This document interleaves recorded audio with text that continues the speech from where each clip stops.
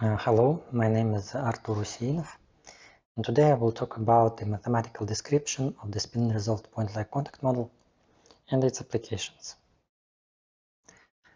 So my plan consists from introduction, mathematical background, and applications.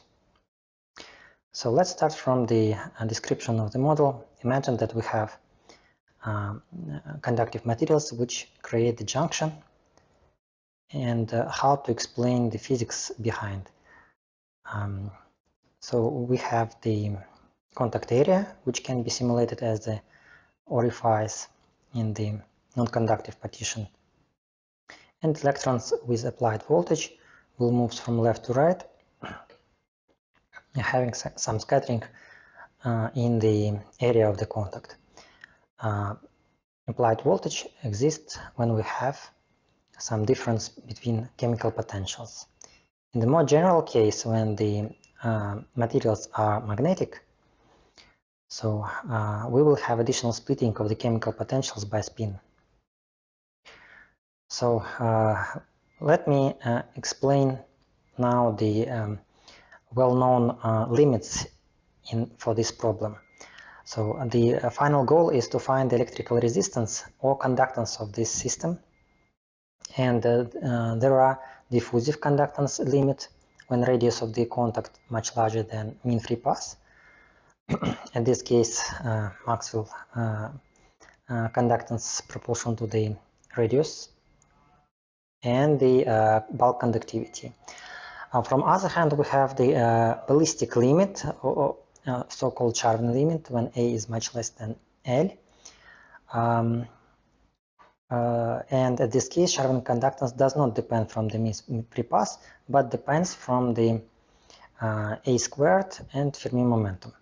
The bulk conductivity contains the Fermi momentum and the mean free path, and can be represented via the Charvin conductance, and then Maxwell conductance can be rearranged in terms of the Charvin one. So what happens if the radius of the contact is comparable with the mean free path? What is intermediate resistance or conductance? So the first who answered on this question was Wechsler. He suggested this kind of equation. So just combination of the Charvin part and the diffusive part with some correction factor gamma. And then we can rearrange the equation in this form, and then we're looking for the comparison with for similar ratios with other models. So what is a mathematical background? So in general case, it is quite challenging to find the solution for the magnetic point contact. So so we have to use the first who solved the problem for the symmetric junction was Professor Tagirov. He suggested to use the kinetic equation for the quasi-classical green functions. GA is responsible for the charge current density through the orifice, while GS proportional to the chemical potential. So the boundary conditions is needed. They just claim they can fix the claim that the charge current density have to be conserved, and the conservation law of momentum along the interface also have to be conserved, which is represented here. And the charge current density at the same time have to be proportional to the difference of the chemical potential on the left and right side, and R and D are reflection and transmission quantum mechanical coefficients. So the quantum physics sits in these coefficients. If we will deal with we will go beyond the classical transport regime. So this is cylindrical coordinates, and the system is written in the cylindrical coordinates, while the corner-like brackets are averaging by the solid angle of electron trajectory, which is made in the spherical coordinates. So the system can be solved approximately can be solved using the Fourier transform. But considering the more precisely the solution, the weak place is the expansion of the GS function in rho and expansion up to the first derivative by xc, close to the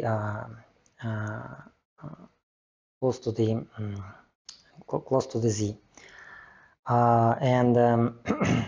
The next step is assumption and take into consideration further steps, further derivatives, which was done after 2020, was published after 2020, and this assumption, this additional expansion, allows to get exact Charvin and precise Maxwell limits. So, in other words, together with Professor Tagirov,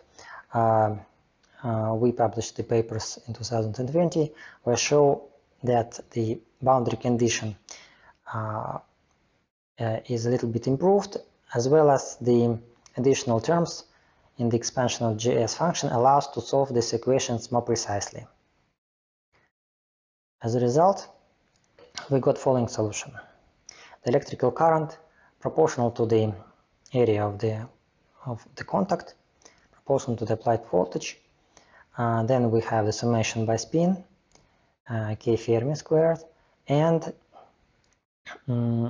we have the integral by K numbers, and the first term inside the integral responsible for the ballistic transport. Then another two terms responsible for the diffusive transport. So the red color is marked for the variables which depends from the radius of the contact. Should be noticed that there is no limitation on the A. It can be 0, it can be like infinity. So it means that the equations and model works for the planar junctions as well, or planar contacts. If we simplify the equation and assume that we have non-magnetic and symmetric point contact for these conditions, so we can derive the equation 2, where the K capital is the ratio of the mean free path and radius of the junction. And for the limiting of this K to the 0, we have this analytical expression that after the substitution gives exactly Maxwell limit. For the K capital going to the infinity, we have the 0 and we have the clear ballistic case. Now we can compare with this solution with other models, for example with Wexler one. We found a few other models by Nikolic, by McJudin, and you see how our black curves match the ballistic and diffusive limits and how it deviates from other models. So, but better to show this figure as relative ratios. So you can see that deviation of the Maxwell model from our case in the quasi-ballistic region is around 13%. So what about the applications?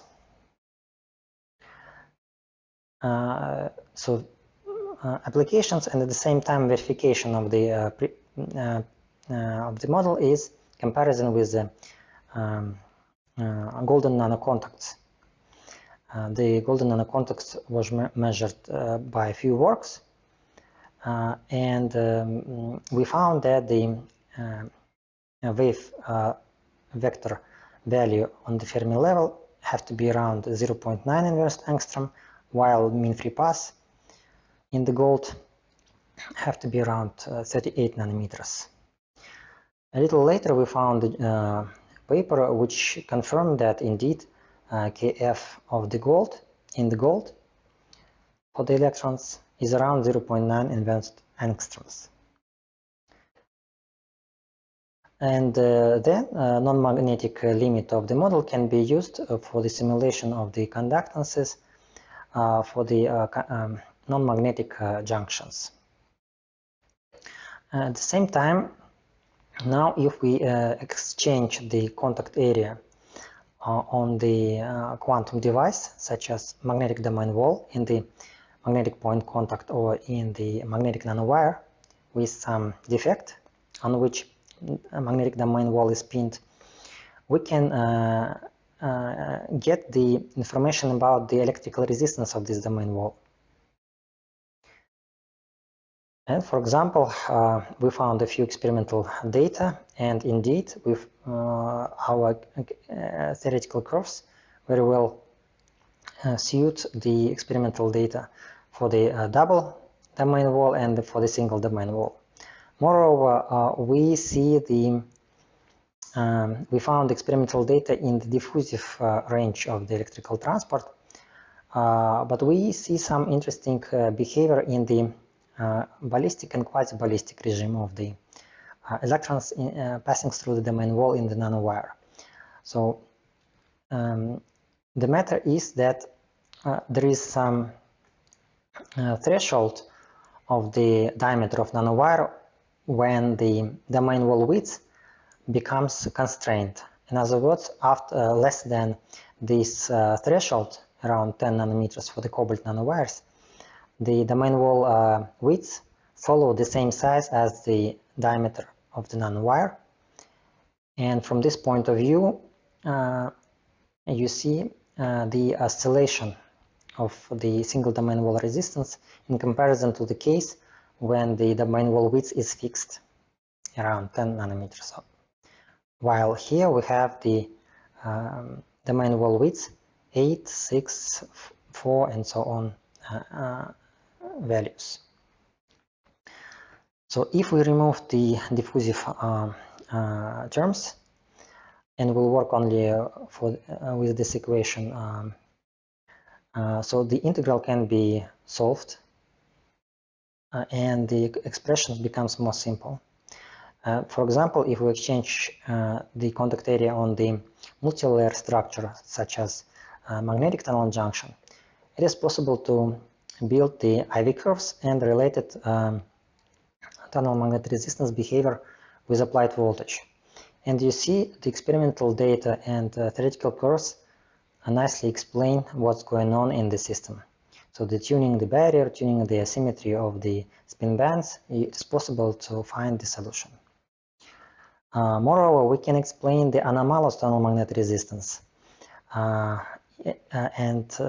which is happening in the system of the magnetic tunnel junction, but with embedded nanoparticles inside the insulating layer.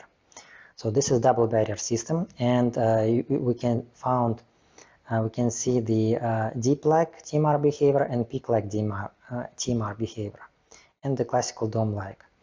So this nicely can be explained by the double barrier direct tunneling. At the same time, we can see what's going on with this so-called spin transfer torque in the system and its asymmetry with applied voltage. At the same time, we can see the voltage branch asymmetry of the tunnel magnetic resistance explaining what's going on. So if the nanoparticle and average nanoparticle is by size is small, for example, we are here, so a slight deviation of the position of the nanoparticles in the insulator gives this asymmetry. For the average diameter of nanoparticles around 2.6 nanometers, this asymmetry a little bit less, but still also observable and can be predicted, can be explained by this model. As a result, spin resolved transport model is developed for the magnetic point contact.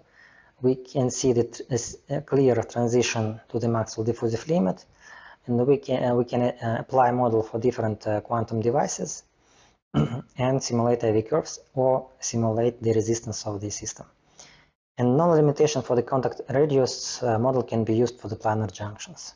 Thank you for your attention.